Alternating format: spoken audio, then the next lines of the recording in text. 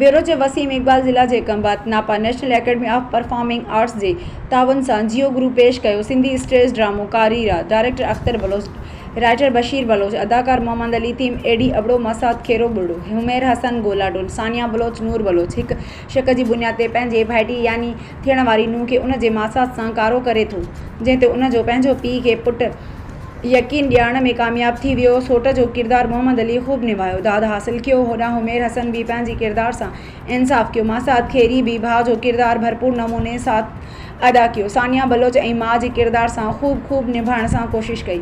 नूर बलोच ते कारी जो दाग़ लॻे थो त पंहिंजो पाण खे जज़्बाती अंदाज़ सां पंहिंजे चाचे यानी सोरे जे पेरनि ते किरी यकीन ॾियारण में बहितरीन परफॉर्मेंस कई। एडी अबड़ो पंहिंजे किरदार में एतिरो त गुम थी वियो जो ठुल जी आवाम जी अखियुनि में ॻोढ़ा अची विया, दाद ॾियण ते मजबूर थी विया। हीउ ड्रामो 5/29/2024 ते जे लतीफ़ शादी हॉल में पेश कयो वियो।